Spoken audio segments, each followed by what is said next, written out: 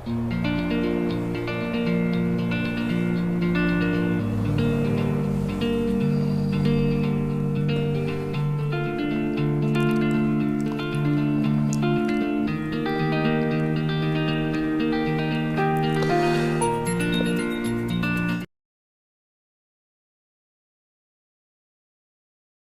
दोस्तों, आज हम लोग CNT एक्ट 1908 के अध्याय 12 की बात करेंगे। तो अध्याय 12 में जो है आपको पढ़ना है अधिकार, अभिलेख और लगानों का निर्धारण, मतलब कि records of rights and settlement of rents. इसमें जो पहला जो धारा आपका है संरक्षण करने और अधिकार अभिलेख तैयार करने के आदेश देने की शक्ति, मतलब कि power to order survey and preparation of record of right. ये किसके पास है? ये जो पावर है राज्य सरकार के पास है। ठीक है, बस इतना ही इसमें जानना है और इसमें कोई खास इसमें चीज़ जानने की ज़रूरत नहीं है। अब अगला है धारा 81 है, मतलब कि अभिलिखित की जाने वाली विशिष्टियाँ, मतलब कि पार्टिकुलर्स टू बी रिकॉर्डेड। क्या मतलब इसमें जो उसमें संरक्षण में क्या क्या रिकॉर्ड की जाएगी, ये एक बार जान लीजिए। आगे आपके कई धाराओं में ये चीज़, और इससे पहले भी आपने पढ़ा था, तो इसको आपको देखना है कि इसमें प्रत्येक काश्तकारी आदमी का नाम होगा। ठीक है, प्रत्येक काश्तकार जिसमें जो भी वर्ग में आता है, चाहे वो मुंडारी कुटखड़ीदार जो भी जो भी आता है उसको करना है, या दर रैयत भी है। उसी प्रकार भूमि की स्थिति का और उसका परिणाम, सीमाएं, भूस्वामी का नाम, स्वधारी का नाम जिसके ये में है, अंडर में खुद का है, भुगते का लगान जो भुगतान है, हम लोग इसे पहले भी कर चुके हैं, संविदा द्वारा या न्यायालय द्वारा किस तरह से चल रहा है, वो लगान बढ़ने वाला है या फिर जो समय या किस मैंने प्रक्रम के साथ वो वृद्धि होती है, क्या नियम है, पानी के उपयोग के बारे में है, वो कहाँ से क्या करता है, या कोई अन्य विशेष शर्तें हैं। ठीक है, इसमें कोई वनोत्पाद, मवेशी चराने वगैरह व मछली वगैरह, प्रकृति के कोई विस्तार वगैरह ETC है। ठीक है, उसी प्रकार बंजर भूमि को ग्रसित करने तथा कोड़कर का करने का अधिकार, ये आदि जो है उस मतलब ये सारी चीज़ जो है वो अधिकार अभिलेख जो है रिकॉर्ड ऑफ राइट्स में, मतलब कि वो लिखा रहेगा। तो ठीक है, 81 भी हो गया। अगला है आपका धारा 82, इसमें जल के विषय में संरक्षण करने तथा अधिकार अभिलेख तैयार करने के आदेश देने की शक्ति, मतलब कि power to order survey and preparation of record of rights as to water. ठीक है, तो इसमें क्या करना है कि मान लीजिए कि इसमें कोई राज्य सरकार, इसमें चूंकि राज्य सरकार ही इसका आदेश देता है राजस्व अधिकारी के माध्यम से इसका विवाद को हल करने के लिए, किसी भूस्वामी, चाहे कोई काश्तकार हो या कोई स्वतधारी हो, मतलब कि जो सेल्फ जो राइट रखा है उस ज़मीन पर, उसमें से यदि उस इलाके के जल के उपयोग को लेकर कोई विवाद होता है तो उसका समाधान भी जो है राज्य सरकार के आदेश से होगा। तो ये कोई खास इंपॉर्टेंट नहीं है। 82 अगला धारा 83 है, इसमें अधिकार अभिलेख का प्रारंभिक प्रकाशन, संशोधन, अंतिम प्रकाशन, मतलब कि नाम से ही आपको पता चल गया, मतलब preliminary publication, amendment and final publication of record of rights. मतलब कि इसमें शुरू में क्या करेगा कि प्रारंभिक रूप से प्रकाशित करेगा, उसमें कोई आपत्ति वगैरह होगा तो उसको देखेगा, फिर उसको जांच करके फिर उसको अंतिम रूप से प्रकाशित करेगा। ये राजस्व अधिकारी के पास ही पावर है। धारा 84 भी कोई खास नहीं है, मतलब कि इसमें लिखा है कि अधिकार अभिलेख के अंतिम प्रकाशन और उसकी शुद्धता के बारे में, मतलब जिसमें सारे ठीक करने के बारे में क्या उपधारणा है, मतलब कि इसको है कि presumption as to final publication and correctness of record of rights. तो इसमें कोई खास नहीं है, बस यही है कि जो भी इसमें कुछ होगा, जो अभिलेख के प्रसारण के बाद इसकी जांच की जाएगी, फिर उसका अंतिम प्रकाशन किया जाएगा। 84 कोई खास नहीं है। 85 बोल रहा है कि उचित लगान का परिनिर्धारण, मतलब कि जो क्या उचित लगान होगा उसका निर्धारण करना है राजस्व अधिकारी को। इसको बोलते हैं सेटलमेंट ऑफ फेयर रेंट। तो इसमें कुछ भी नहीं आपको ज़्यादा दिमाग लगाना है, केवल इतना जानना है कि जिस भूमि का संरक्षण किया गया है उसका, या फिर जिसका अभिलेख अधिकार अभिलेख जिसका तैयार किया गया है उसका जो लगान का निर्धारण करेगा वो राजस्व अधिकारी करेगा। इसमें कोई खास नहीं, मतलब कि अभी तक जो हमने 80 से 85 तक पढ़ा है, इसमें केवल 80 मतलब कि जिसमें संरक्षण होता है, और 81 जिसमें काश्तकार का नाम वगैरह सारा डिटेल लिखा है। यही दो इंपॉर्टेंट अभी तक धारा हमने पढ़ा है। धारा 86 है कि लगान पर निर्धारण के दौरान, मतलब जब लगान का जब निर्धारण किया जाएगा उस दौरान उठने वाले विवादों का विनिश्चय, बहुत ही डिफिकल्ट हिंदी लिखा रहता है, मतलब कि उस दौरान जितने भी समस्या उठेगा, विवाद उठेगा, उसका जो है डिसीजन, मतलब कि इसको इंग्लिश में कहते हैं कि decision of issues arising during course of settlement of rents. तो इसमें आपको क्या करना है कि कुछ खास नहीं, कि जो विवाद होगा उसका समाधान करेगा राजस्व अधिकारी। इसमें भी ये इंपॉर्टेंट कोई खास नहीं है। तो अगला हम देखते हैं, धारा 87 कहता है कि राजस्व अधिकारी के समक्ष वादों को संस्थित किया जाना। इसको इंग्लिश में बोलते हैं institution of sweets before revenue officer. मतलब कि ये कोई खास इंपॉर्टेंट नहीं है, मतलब कि इसमें जो अंतिम प्रकाशन होगा उसके 3 महीने के भीतर जो है इसमें शिकायत करना पड़ेगा। मतलब कि दूसरे मतलब कहने का मतलब है कि जो अधिकार अभिलेख का अंतिम प्रकाशन जो होगा, जिस तारीख को होगा, उस तारीख से 3 महीने के अंदर कोई भी यदि कोई त्रुटि है या कोई किसी प्रकार विवाद है तो उसका डिसीजन जो है राजस्व अधिकारी करेगा। तो 87 भी कोई खास नहीं है। 87 कॉम में है कि कतिपय कार्यवाहियों और वादों में उपरोक्तों को भी पक्षकार बनाया जाना। यदि मान लीजिए यदि कहीं ऐसा लगता है कि जो भी जिस काश्तकार की जो मैंने विवादग्रस्त भूमि है, जो भी जहाँ पर भी ये सब जरा काम चल रहा है, तो वहाँ यदि कोई प्रत्यक्ष या अप्रत्यक्ष रूप से यदि कोई उपरोक्त भी यदि उसमें कोई जिसमें पार्टी है तो उसमें उसको पक्षकार बनाया जाएगा। ये कोई इंपॉर्टेंट नहीं है। अगला देखते हैं, इसको इंग्लिश में कहते हैं कि under tenant to be made party in certain proceedings and sweets.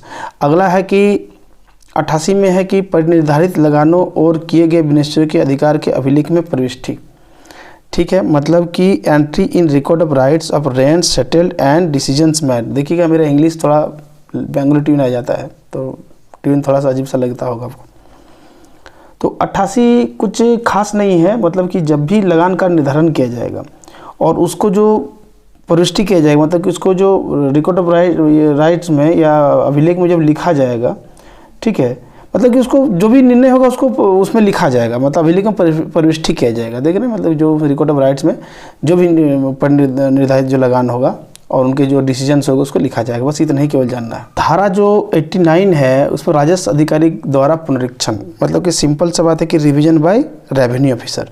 इसमें कुछ ज़्यादा दिमाग नहीं लगाना है कि जब भी कोई राज्य सरकार के आदेश से, ठीक है, जब भी इनके द्वारा कोई आदेश या किसी प्रकार का विनिश्चय हो चुका है या कोई निर्णय हो चुका है रिकॉर्ड ऑफ राइट्स के बारे में, तो उसके 12 महीने के भीतर, मतलब 1 साल 12 महीने के भीतर जो है ना उसका पुनरीक्षण कर सकेगा राज्य सरकार के आदेश से। बस इतना ही जानना है। धारा 90 कहता है कि अधिकार अभिलेख की भूलों की राजस्व अधिकारी द्वारा शुद्धि, मतलब कि करेक्शन बाय डिप्टी कमिश्नर और revenue officer of mistake in record of rights. मतलब कि इसमें कुछ ज़्यादा नहीं है कि यदि अधिकार अभिलेख में राइट ऑफ रिकॉर्ड्स में कोई भी किसी प्रकार की त्रुटि वगैरह या कोई भूल होता है तो उनको ये जो है मतलब कि अंतिम प्रकाशन के जो है प्रमाण पत्र की तारीख से 5 वर्षों के भीतर वो कर लेगा। बस इतना ही जानना है, कोई खास इसमें 90 नहीं है। अभी तक मतलब 80 और 81 के इंपॉर्टेंट के बाद अभी इसमें और अच्छा धारा नहीं मिला। जैसे मिलेगा मैं बता दूंगा, लेकिन एक बार जान लेना है, एक बार उसको पढ़ लेना है, एक बार सरसरी निगाह से माइंड में रखना है ताकि आपको सिंटैक्स समझ में आए। धारा 91 है कि अधिकार अभिलेख की तैयारी के लिए आदेश दिए जाने पर उपायुक्त या सिविल न्यायालय के समक्ष कतिपय कार्यवाही का रोका जाना, मतलब कि stay of certain proceedings before deputy commissioner और civil court when order made for preparation of record of rights. मतलब कि ये कोई ये नहीं है कि मतलब कि कोई जब भी अधिकार अभिलेख जब भी प्रकाशित हो जाएगा तो उसके अंतिम प्रकाशन के जो 6 महीने के अंदर, ठीक है, 6 महीने के बाद, 6 महीने के पश्चात ही जो है ना कोई भी आवेदन मतलब कि उसमें ग्रहण करेगा। और इस बीच में ना तो कोई उपायुक्त के न्यायालय में और न ही सिविल न्यायालय में कोई आवेदन दिया जा सकता है। ये थोड़ा इंपॉर्टेंट है। 91 थोड़ा आपका इंपॉर्टेंट हो गया। धारा 92 कहता है अधिकार अभिलेख संबंधी विषयों में न्यायालय की अधिकारिता का वर्जन। ये वेरी वेरी इंपॉर्टेंट है, ये चौथा इंपॉर्टेंट है अभी तक। 92 कहता है कि bar to jurisdiction of courts in matter relating to record of rights, मतलब कि इसमें किसी प्रकार की विरचना, प्रकाशन, पब्लिकेशन जो भी है, कोई ट्रांसफ़र या कोई भी उसका ऑथराइजेशन जो भी होगा, ये किसी भी न्यायालय में बाद लायक नहीं लाया जाएगा, यानी बाद नहीं होगा, नहीं न्यायालय के इसमें हस्तक्षेप नहीं होगा। यानी 91-92 दोनों इंपॉर्टेंट है। धारा 93 कहता है कि अधिकार अभिलेख के अंतिम प्रकाशन तक उपायुक्त या सिविल न्यायालय के समक्ष कतिपय कार्यवाहियों का रोका जाना, मतलब कि state of certain proceedings before deputy commissioner और civil court when record of rights finally published. मतलब कि ये बहुत ही एक प्रकार से कहा जाए तो इम्पोर्टेंट है कि जब अभिलेख तैयार होकर अंतिम रूप से प्रकाशित कर दिया गया है तो किसी भी तरह से मतलब कि कुछ चीज़ें हैं जैसे कि भूस्वामी और काश्तकार के बीच में क्या संबंध है, क्या भूमि किसी विशेष संपदा का भाग है, क्या काश्तकारी का कोई विशेष शर्त है, आदि आदि कुछ भी क्वेश्चंस जो होगा ये 6 महीने के भीतर, मतलब कि जो अंतिम प्रकाशन के बाद 6 महीने के भीतर कोई भी आवेदन उपायुक्त समझ नहीं दिया जा सकता है। ये आप इम्पोर्टेंट कर सकते हैं लेकिन आप याद कर सकते हैं इसको। धारा जो 94 है जिस कालावधि के लिए अधिकार अभिलेख में लगान दर्ज किया गया हो, ठीक है, जिस टाइम पीरियड के लिए, उसका अपरिवर्तित रहना, मतलब कि वो कांस्टेंट रहेगा, वो नहीं चेंज होगा। मतलब कि period for which rents entered in the record of rights are to remain unaltered, ठीक है। मतलब कि ये भी कहता है कि 15 वर्षों तक और मिनिमम 7 वर्षों, मतलब अंतिम प्रकाशन। मतलब आपको समझा रहा हूँ ये चीज़ कि मान लीजिए कोई अधिकार अभिलेख का अंतिम प्रकाशन मान लीजिए हो गया है आज, तो आज जो हुआ है तो मान लीजिए इससे पहले 7 साल पहले जो भी इस तरह का रिकॉर्ड ऑफ राइट्स प्रकाशित हुआ होगा, यदि मान लीजिए आज से 5 साल पहले हुआ होगा, तो अभी जो नया रिकॉर्ड आज बना है तो इसमें किसी प्रकार के लगान ना घटेगा ना बढ़ेगा। लेकिन 7 साल से पहले हुआ है तो आज घटेगा बढ़ेगा।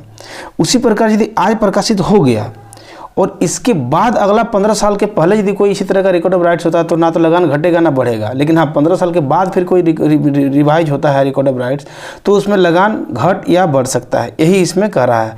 मुझे लगता है कि आपको समझ में आ गया होगा। अब धारा हम 95 देखते हैं। 94 बहुत वेरी इंपॉर्टेंट था। 94 जो था बहुत इंपॉर्टेंट था, लेकिन अभी तक जो है टोटल 20, हम लोग अब कुछ के बाद 20 हो जाएंगे 100 तक। अभी तक 80, 81, 91, 92 और 94 बहुत इंपॉर्टेंट था। अब हम 95 में देखते हैं कि इस अध्याय के अधीन कार्यवाहियों के खर्च, मतलब कि expenses of proceeding under this chapter, ये जो है आपका 95 कोई खास इंपॉर्टेंट नहीं है। मतलब कह रहा है कि जब भी कोई राइट ऑफ रिकॉर्ड्स की जब तैयारी होगी तो उसमें जैसे कोई सीमा चिन्ह संरक्षण वगैरह जो भी मरम्मत तैयारी कुछ भी होने के बाद जितना भी इसमें व्यय आएगा ना, तो ये व्यय जो होगा, इस व्यय का जो भाग है वो भूस्वामी और अभिधारियों, मतलब कि टेनेंट, ठीक है, और अधिभोगियों के द्वारा, मतलब उनके द्वारा सब मिलके चुकाया जाएगा। धारा 96 कहता है कि करार तथा समझौतों को कार्यान्वित करने की राजस्व पदाधिकारी की शक्ति, मतलब कि power of revenue officer to give effect to agreement और कॉम्प्रोमाइज। इसमें कोई ज़्यादा कुछ खास इंपॉर्टेंट आपको इसमें नहीं है। मतलब कि जब भी कोई क्या बोलते हैं कि अभिलेख तैयार होगा और उसमें जो सारा विवाद का उसमें डिसीजन हो चुका रहेगा और उसमें राजस्व पदाधिकारी और जो उसमें भूस्वामी जो भी है, तो उनके बीच किसी भी प्रकार का यदि कोई वेद करार या समझौता है तो उसको कार्यान्वित इसमें किया जाएगा। वो राजस्व पदाधिकारी कर सकता है। ये कोई खास इंपॉर्टेंट नहीं है।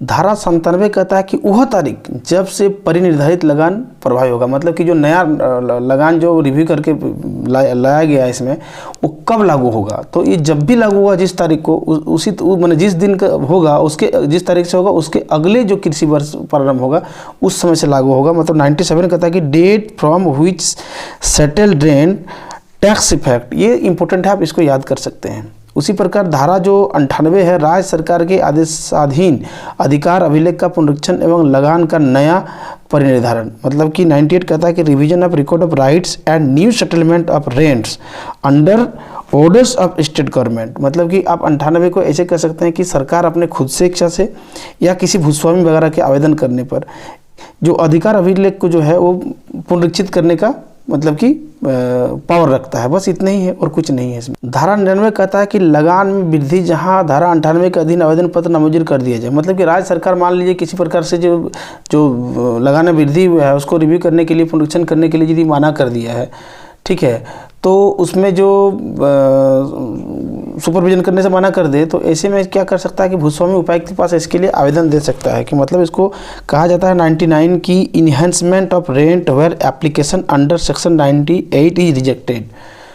धारा 100 कहता है कि इस अधिनियम के प्रारंभ के पूर्व कतिपय अधिकारों के अभिलेख के लिए दिए गए निर्देशों का विधि मान्यकरण, मतलब कि validation of direction given before the commencement of this act for the record of certain rights. मतलब कि 100 में कहता है कि जब भी ये अधिनियम प्रारंभ होने के पूर्व, यदि इसमें जैसे कि उदाहरण के लिए बंगाल काश्तकारी अधिनियम जैसे 1885, तो उसकी धारा 101 के अधीन जो इस अधिनियम की धारा 81 है, ठीक है, अभी जो हमने पढ़ा है कि इसमें ये मतलब कि काश्तकार का नाम वगैरह वगैरह वगैरह जो अभी हमने पढ़ा था, तो बंगाल काश्तकारी अधिनियम और इस अधिनियम के 81 के उपखंड में जो उल्लेखित किसी भी तरह के अधिकार जो है इसमें उसको विधिमान्य किया जाएगा या विधिमान्य उसको समझा जाएगा। यही है 100। धारा 100 को कहता है कि चराई, वन उपज लेने आदि के अधिकारों एवं तत्समय भुगतान के संबंध में कतिपय उपबंधों का लागू होना। 100 में कहता है कि यदि किसी रजिस्ट्रीकृत कॉन्ट्रैक्ट के तहत सृजित अधिकार, मतलब उससे बने अधिकारों को यदि छोड़ दिए जाए, तो कुछ अधिकार ऐसे हैं जैसे कि चराई का अधिकार, वन उपज लेने का अधिकार, मत्स्य पालन का अधिकार, और इस बाबत किसी व्यक्ति द्वारा कोई यदि देय राशि है तो यह उसी प्रकार लागू होगा। मानो जैसे कि कोई अधिकार एक व्यक्ति एवं राशि के अनुसार, जैसे नहीं हम देखे हैं कि कोई टेनेंसी और जो धारित जो भूमि लैंड होल्डर है उसके अधिमारी तथा उसके बाद देय लगान हो, मतलब एक लगान की तरह है ये, ऐसा फील होगा। मानो कि जो प्राप्त कर रहा है वो एक भूस्वामी है। कहने का मतलब है कि चराई वन उपज मत्स्यलन अधिकार या इस बाबत जो भी राशि प्राप्त करने वाला व्यक्ति है वो भूस्वामी है, वो या भूस्वामी जैसा है। ये कोई खास इंपॉर्टेंट नहीं है। तो इस प्रकार से अध्याय 12 समाप्त हो गया। अब अगले अध्याय पर हम आते हैं।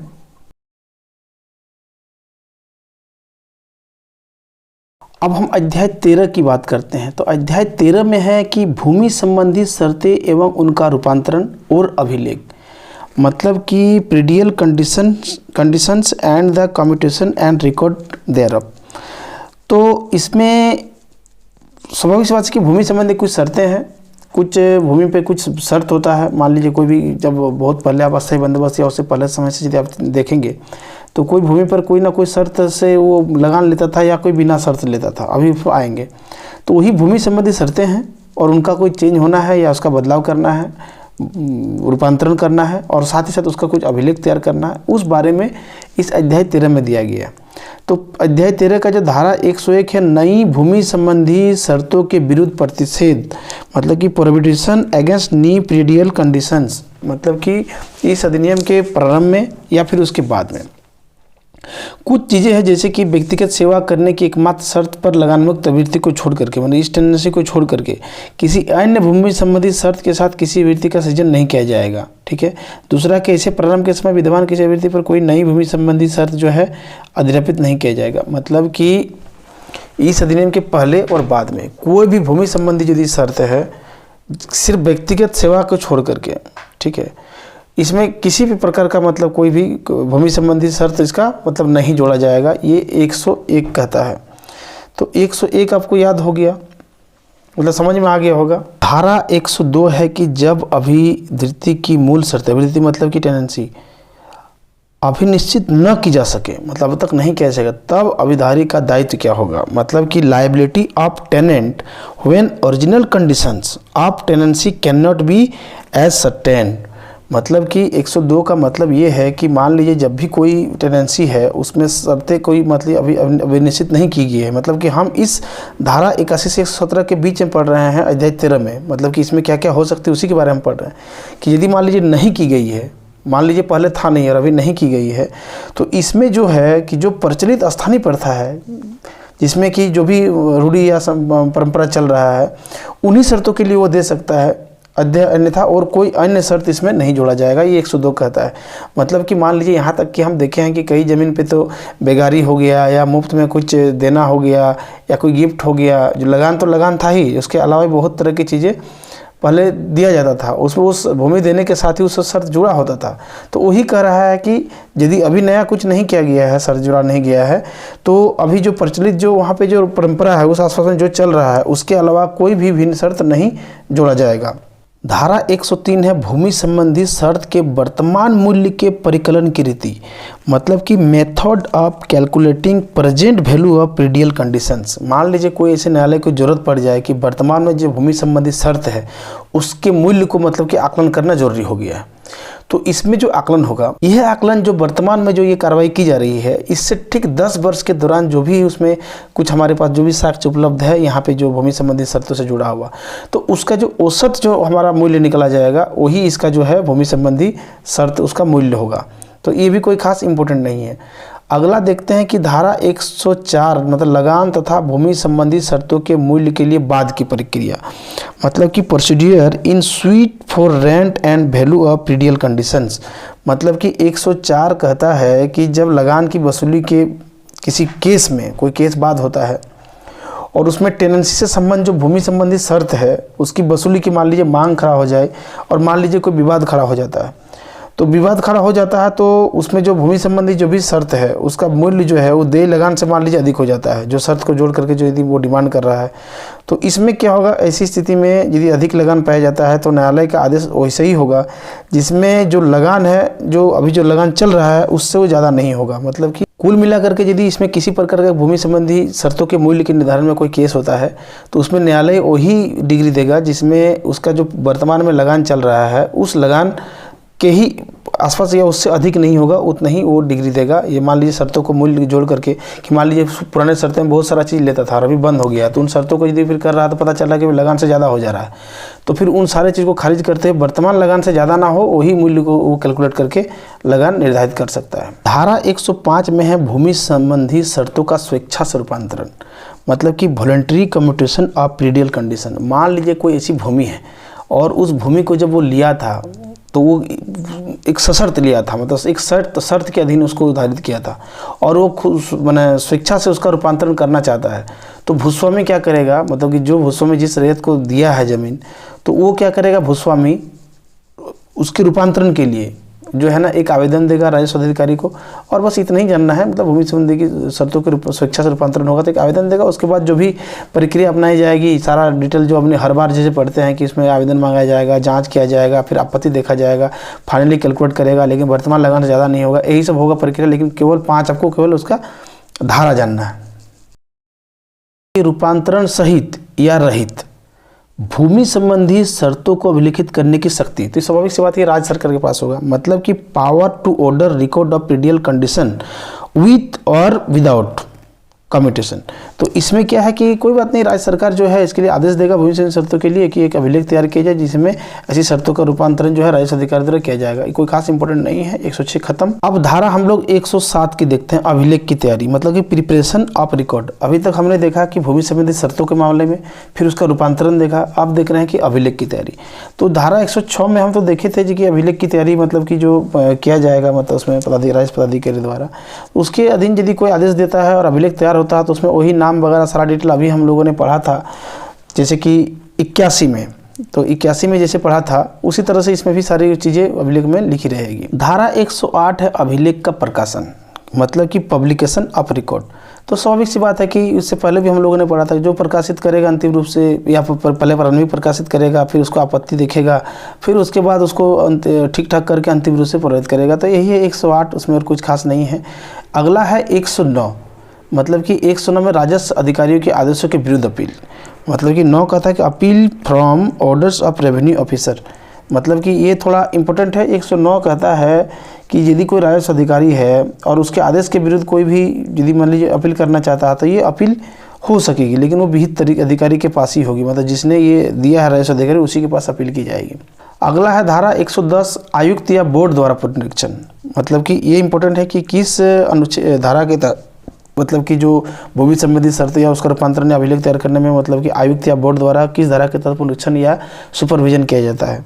ठीक है, तो जब भी अभिलेख का अंतिम प्रकाशन हो जाएगा तो उस अंतिम प्रकाशन के तारीख से 2 साल के भीतर जो है ना सभी को सुनवाई का युक्त अवसर देगा, सबको सूचना देगा, उसी हिसाब से जो है उसके बाद उसका मतलब रिवीजन किया जा सकता है बोर्ड या आयुक्त के द्वारा। धारा 111 जो है प्रक्रिया, जहाँ सर्वेक्षण और अधिकार अभिलेख तैयार किए जा रहे हैं, मतलब क्या प्रक्रिया होगी जहाँ मतलब कि सर्वेक्षण किया जा रहा है और अधिकार राइट ऑफ बना क्या रिकॉर्ड ऑफ राइट तैयार किया जा रहा है, वहाँ क्या प्रक्रिया हो सकती है। तो इसमें सिंपल सी वही बात है कि जिसमें भूमि संबंधी शर्त है, जिसमें स्थानीय रूढ़ी प्रथा है, वहाँ कोई कॉन्ट्रैक्ट है या कोई कंडीशंस है, जो मतलब कि उसमें एक तरीके हैं कि उसमें कोई नगद मूल्य है, कोई कॉन्ट्रैक्ट के तहत है, क्या है, जितने भी सारे शर्तें हैं उसको खतियान में जो है उसको विदित कर देगा। ठीक है, उसके बाद फिर प्रकाशित करेगा, फिर उसमें आपत्तियाँ लेगा, फिर निपटारा करेगा, फिर अंतिम रूप से उसको प्रकाशित करेगा और अंतिम प्रकाशित तारीख के फिर 3 महीने के भीतर उसमें आप चाहे तो उसमें कोई विवाद आप फिर से कर सकते हैं। तो इस प्रकार से इसमें एक लंबा प्रोसीजर है, तो इसको उतना जानने की ज़रूरत नहीं है, केवल इतना जानना है कि इसमें क्या प्रोसीजर है, मतलब कि कब ये मतलब प्रक्रिया जो होती है, मतलब केवल प्रक्रिया जानना है कि इसमें किस प्रक्रिया के तहत ऐसा होता है। तो इतना 111 ये इम्पोर्टेंट नहीं है।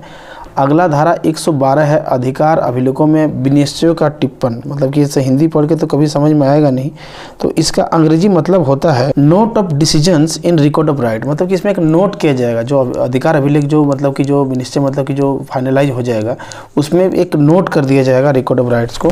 इसका मतलब ये है कि जब अंतिम रूप से कोई प्रकाशित होगा अभिलेख उसमें जितना भी इसमें डिसीजंस होगा उसको जो है नोटिंग करके इसमें ये कर दिया जाएगा, बस इससे ज़्यादा इसमें और कुछ नहीं है। धारा 113 कहता है कि इस प्रश्न का विनिश्चय कि वस्तु के रूप में लगान का भुगतान एक भूमि संबंधी शर्त है या लगान का वस्तु के रूप में भुगतान है, मतलब कि सिंपल सा इसमें एक चीज़ करना है। इसकी हालांकि डिसीजन जो है राजस्व अधिकारी ही करेगा कि ये भुगतान संबंधी शर्त है या नहीं है, मतलब कि इसको ऐसे समझे कि decisions of question as to whether a payment in kind is a predial condition और a payment of rent in kind, मतलब कहने का मतलब है कि जो इसमें वस्तु के रूप में जो भुगतान आप कर रहे हैं लगान, ये क्या एक भूमि संबंधी शर्त है या केवल लगान देने के लिए एक माध्यम खाली है, ये इसको जानने के लिए केवल राजस्व अधिकारी करेगा। मतलब कि क्या शर्त है या नहीं, बस इतना ही जानना है। क्या एक लगान के साथ ये शर्त जुड़ा हुआ है, इस चीज़ को निर्धारण जो करेगा राजस्व अधिकारी करेगा। धारा 114 कहता है कि रूपांतरण का प्रारंभ तथा प्रभाव, मतलब कि commencement and effect of commutation, मतलब कि स्वाभाविक सी बात है कि जब अंतिम प्रकाशन जो होगा उसके बाद आगामी वर्ष किसी वर्ष से ये प्रभावी होगा। प्रभाव मतलब ये प्रारंभ होगा, प्रभाव क्या होगा कि जो देय लगान होगा वो उसका एक भाग माना जाएगा, उसी तरह से वसूली की जाएगी। 114 हो गया।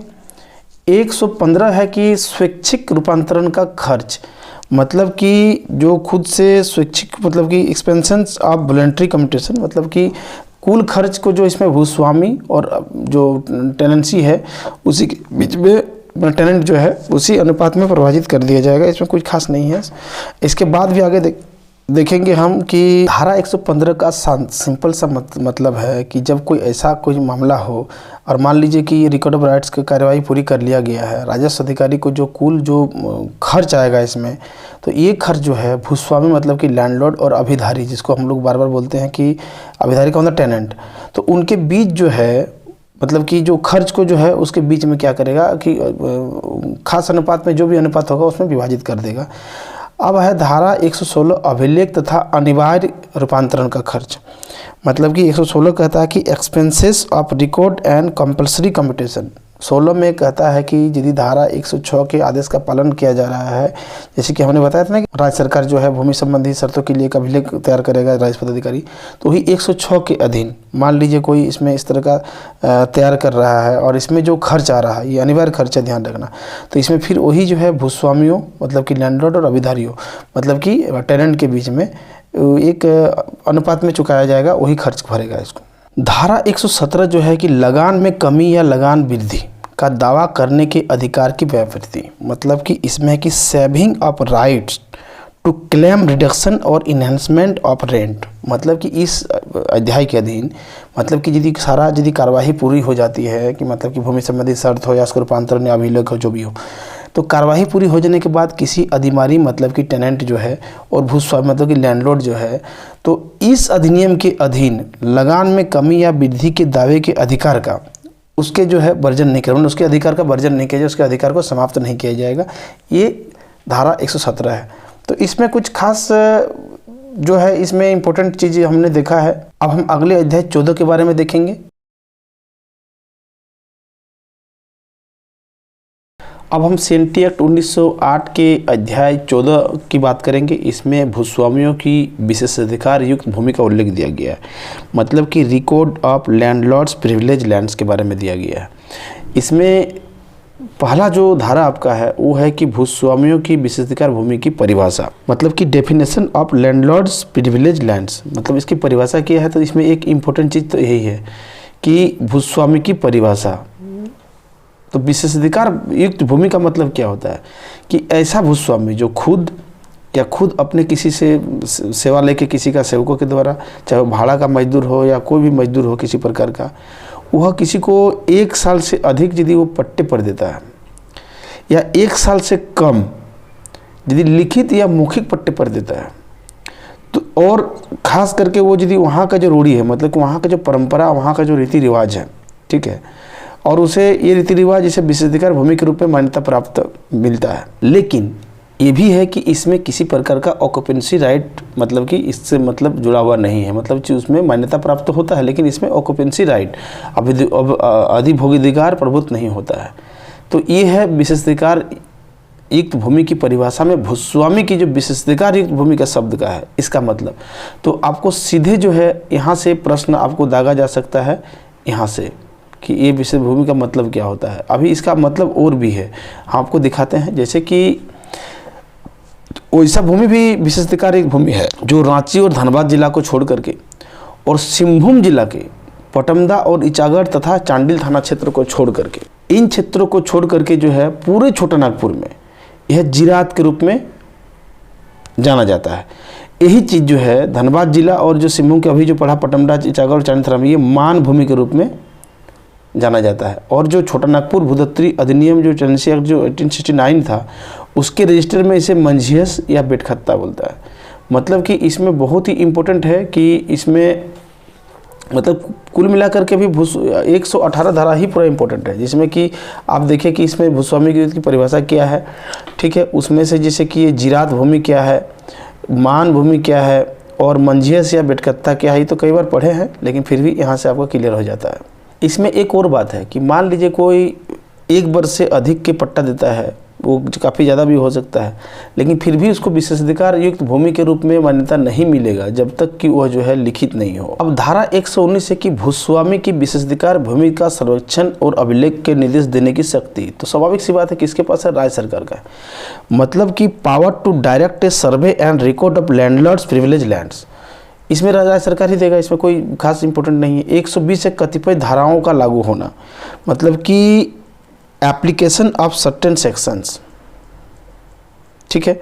इसमें बोल रहा है कि जैसे कि ये यदि मान लीजिए 119 अभी जैसे मैंने देखा कि भूमि का संरक्षण अभिलेख तैयार हो गया, तो ये उसी प्रकार लागू होगा जो इससे पहले हम देखे थे 83, 84, 87 वगैरह में जो देखे थे, यह उसी प्रकार लागू होगा। जैसे कि मानो यह है कि उन धाराओं में निर्दिष्ट अधिकार अभिलेखी है, मतलब कि कोई खास इंपॉर्टेंट 120 नहीं है। अब धारा 121 है कि भूस्वामी या अभिधारी के आवेदन पर भूस्वामी की विशेष भूमि को अभिलेखित करने की शक्ति। अभिधारी मतलब ध्यान रखना आपको है कि टेनेंट होता है, भूस्वामी लैंडलॉर्ड होता है। मतलब कि 121 कहता है कि power to record landlord's privilege lands on application of landlord और टेनेंट, मतलब कि यदि ऐसा कोई आवेदन देता है कि ये विशेषाधिकार भूमि है या नहीं है, मान लीजिए कोई भूमि भूस्वामी या अभिधारी, कोई टेनेंट या कोई लैंडलॉर्ड देता है आवेदन कि भाई ये ज़मीन विशेषाधिकार युक्त है या नहीं है, तो उसके आवेदन पर और उसमें जितना भी उसको देखने में जांचने में जो खर्चा आएगा उसको राशि को जमा कर देने पर यह रिकॉर्ड करेगा, अभिलिखित करेगा कि वो भूमि मतलब कि भूस्वामी के विशेषाधिकार युक्त है कि नहीं है, ये राजस्व अधिकारी करेगा। तो इसमें यह कोई खास इंपॉर्टेंट नहीं है। धारा 122 है जांच की प्रक्रिया, मतलब कि प्रोसीड्यूर इन इंक्वायरीज, मतलब कि जब भी विशेषाधिकार भूमि के जांच की बात आएगी, कोई राजस्व अधिकारी करेगा तो सबसे पहले क्या ध्यान देगा इसमें कि इसमें सबसे पहले किसने खेती किया, ठीक है, कभी भी क्या ये भूमि विशेषाधिकार भूमि ये रहा था ये देखेगा, या क्या ये वर्ष दर क्या ऐसे किसी को पट्टे पर दिया गया था, या फिर देखेगा कि क्या सिविल न्यायालय या कोई उपायुक्त का न्यायालय इसमें कोई डिग्री या कोई आदेश या कोई भी निर्णय जजमेंट वगैरह में इसे मतलब कि विशेषाधिकार युक्त भूमि बताया है तो उसको भी एक साक्ष्य के रूप में माना जाएगा। तो जांच में इन बातों को ध्यान रखा जाएगा। तो ये थोड़ा बहुत इम्पोर्टेंट आप मान सकते हैं परीक्षा के दृष्टिकोण से। धारा 123 कहता है कि यह अवधारणा कि कोई भूमि भूस्वामी की भूमि नहीं है, मतलब सीधा पहले ही कह रहा है कि presumption that lands are not landlord's privilege lands, मतलब कि पहले ही एक अवधारणा बना लिया कि नहीं है। मतलब हम समझाते हैं कि कोई राजस्व अधिकारी मान लीजिए कोई जांच करता है और ये जांच में यदि ये प्रतिकूल साबित नहीं हो जाए, मतलब जांच में ये गलत साबित ना हो जाए कि भाई ये मतलब कि कोई ऐसी जांच जो राजस्व पदाधिकारी करेगा और उस जांच के क्रम में जब तक यह साबित नहीं हो जाए कि ये भूस्वामी विशेषाधिकार भूमि है या नहीं है या कुछ भी निर्णय जब तक नहीं होता है तो कोई भी पदाधिकारी या न्यायालय यही मानेगा कि जो वर्तमान में भूमि जो है वो विशेषाधिकार युक्त भूमि नहीं है। धारा 144 कहता है कि कुछ गांवों में भूमि को भूस्वामी की विशेषाधिकार युक्त भूमि के रूप में अभिलिखित नहीं किया जाना, मतलब कुछ गांव ऐसा होगा जहां भूमि को विशेषाधिकार युक्त भूमि नहीं माना जाएगा। मतलब कि no land in certain villages to be recorded as a landlord's privilege lands, मतलब कि जहाँ कोई गाँव मान लीजिए जहाँ गाँव की जो कोई भूमि है वो छोटा नागपुर टेनेंसी 1869 के तहत जो उसके रजिस्टर में मंझियस या बेटखत्ता के रूप में मान लीजिए प्रविष्टि की गई है, तो उस गांव में किसी अन्य भूमि को जो है ना, किसी भी भूमि को भूस्वामी की जो है वो विशेषाधिकार भूमि के रूप में अभिलिखित नहीं किया जाएगा, यही कहता है। अब हम धारा 125 देखते हैं कि अभिलिखित भूमि का भूस्वामी की विशेषाधिकार भूमि की श्रेणी में सम्मिलित ना किया जाना। मतलब कि कह रहा है कि यदि मान लीजिए धारा 119, मतलब कि अभी हमने देखा था कि इसमें राज्य जो है इसमें सर्वेक्षण और अभिलेख तैयार करने की बात करता है, मतलब कि विशेषाधिकारी भूमि के लिए। अब मान लीजिए 119 के तहत कोई अभिलेख तैयार कर लिया गया है, ठीक है, तो उस क्षेत्र में जो अन्य भूमि है, मान लीजिए जो भी भूमि है उसमें तैयार कर लिया गया है, तो उस क्षेत्र में जो तैयार भूमि के अलावा जितनी भूमि होगी वो विशेषाधिकार भूमि नहीं समझा जाएगा। धारा 126 जो है, मतलब कि अपील, इसमें अपील के बारे में है। 125 का English exclusion of unrecorded lands from category of landers privilege lands. कुछ लोग डिमांड कर रहे थे कि इसका इंग्लिश भी बताने के लिए। तो कहने का मतलब है कि 126 के तहत अपील जो है तो स्वाभाविक रूप से विहित तरीके से उसी पदाधिकारी के समक्ष, यानी राजस्व अधिकारी के समक्ष अपील की जाएगी। तो ये आपका अध्याय 14 समाप्त हो गया। अब हम अध्याय 15 की बात करेंगे। अध्याय 15 में है अधिकार अभिलेख तथा खुटकट्टी अधिकार वाले रैयत, ग्राम मुखिया तथा अभिधारियों के अन्य वर्गों की बाध्यताएं। मतलब कि record of rights and obligations of raiyat having khutkatti rights, village headman and other classes of tenants, ये होता है। तो इसमें जो पहला 127 जो धारा है कि अधिकार अभिलेख तथा खुटकट्टी रैयत, ग्राम मुखिया तथा अभिधारियों के अन्य वर्गों की बाध्यताएं, तो सेम वही चीज़ है। तो इसमें क्या है कि राज्य सरकार क्या है कि आदेश के द्वारा ऐसे वर्गों के लिए, मतलब खुटकट्टी अधिकार वाले रैयत, ग्राम मुखिया और अन्य वर्ग जो है अभिधारियों का, मतलब टेनेंट के और जो वर्ग है उसके लिए कुछ राज्य सरकार आदेश दे सकता है कि उसके लिए एक अभिलेख तैयार किया जाए। तो उसमें से जैसे ये 3 की बात कर रहा है, खुटकट्टी अधिकार प्राप्त है, ग्राम मुखिया और अभिधारी के किसी अन्य वर्ग, ठीक है, इसमें उसको अभिलेख तैयार करके उसमें उचित लगान के लिए निर्धारित कर सकता है, ठीक है। तो यही है इसमें आपका 127 में। धारा 128 है, उसमें है कतिपय धाराओं का लागू होना, मतलब कि एप्लीकेशन ऑफ सर्टेन सेक्शंस। क्या है इसमें कि मान लीजिए कि धारा 127 के अधीन अभिलेख तैयार करके प्रकाशित कर दिया गया है, जैसे अभी हमने देखा, तो अभिलेख में जो नई धारा या उसमें जो संशोधन करके जो धारा होगी वो बाकी धारा की तरह ही बिल्कुल उसी तरह से लगेगा और उसी तरह से लागू होगा, ये कोई खास इंपॉर्टेंट नहीं है। धारा 129 कहता है कि हितबद्ध व्यक्तियों के प्रविष्टियों की सूचना, मतलब कि इसको कहा जाए इंग्लिश में तो notice of entries to interested persons. मतलब कि मान लीजिए अभिलेख के अंतिम प्रकाशन हो जाए तो उसमें जो व्यक्ति, मतलब कि इसमें अभी हमने जैसे पढ़ा कि उसमें खुटकट्टी अधिकार वाले रैयत, ग्राम मुखिया और अभिधारी के जो अन्य वर्गों के लिए जो हमने अभी अभिलेख तैयार किया है, तो उससे जुड़े हुए प्रत्येक प्रविष्टि, मतलब प्रत्येक का एंट्री जो होगा उस अभिलेख में वो करके अंतिम प्रकाशन के बाद एक एक प्रति जो है ना उचित तरीके से सभी व्यक्तियों को जो है ना तामील कराया जाएगा, मतलब उसे घर तक पहुंचाया जाएगा, उसको हाथ में पकड़ाया जाएगा। ये 129 है। धारा 130 है कि अभिलेख की प्रविष्टियाँ उसके लोप विषय विवाद विनष्टि के लिए बाद, मतलब कि suits to decide dispute as to entries in और अमिशन फ्रॉम रिकॉर्ड। मतलब कि यदि मान लीजिए कि इसके अभिलेख जब तैयार किया गया हो तो इसके शुद्धता के संबंध में, माने कोई भी त्रुटि हो, तो कोई विवाद हो, तो अंतिम प्रकाशन के 3 महीने के भीतर जो है ना कोई भी केस कर सकते हैं आप या बाद लगा सकते हैं। धारा 131 है कि अभिलेख में अंतिम निर्णय की टिप्पणी, मतलब कि note of final decision in record, मतलब कि अभी तक जो अभिलेख जो तैयार होगा उसमें जितना भी निर्णय होगा, जितना भी निश्चय होगा, उनके सारे नोट जो है, मतलब कि टिप्पणी जो है, वो जो तैयार होगा अभिलेख, तो उस तैयार अभिलेख में उसको दर्ज किया जाएगा और उसको जो है उस अभिलेख का अंग माना जाएगा। बस इसमें इतना ही है। अब धारा 132 जो है कि प्रविष्टियों का साक्ष्य मूल्य, मतलब कि एविडेंशियल वैल्यू ऑफ एंट्रीज, की जो अभी एंट्री हमने अभिलेख में किया था सारे विनिश्चय या सारे निर्णय को, तो उसका क्या ये होगा, तो वो एक प्रकार से अभिलिखित सभी विवरण का जो है एक साक्ष्य की तरह होगा, मतलब हमेशा वो साक्ष्य के रूप में देखा जाएगा।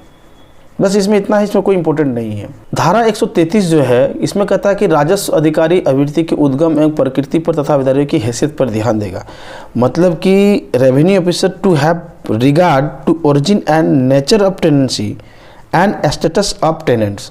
मतलब कि इसमें कहा जाए कि राजस्व अधिकारी जो है कोई भी जो टेनेंसी है उस कैसे बना है, कैसे उद्गम हुआ और उसका नेचर क्या है, उस इलाके के अनुसार उसका नेचर क्या है, और अभिधारियों की, मतलब जो टेनेंट्स है उसकी क्या हैसियत है उस गांव में, मुखिया है, आम आदमी है, कोई राजा था, महाराज, जो भी है, तो या फिर कहा जाए कि भले ही जो इन सारे लोगों के बारे में जो अभिधारी हैं उनके लिए दस्तावेज में भले ही ठेकेदार या कोई अस्थायी पट्टेदार के रूप में यदि कोई मान ली चिन्हित किया गया है, लिखा गया है या कोई अन्य वर्ड से किया गया है, तो इन सारे चीज़ों पर ध्यान देके ही अभिलेख तैयार किया जाएगा।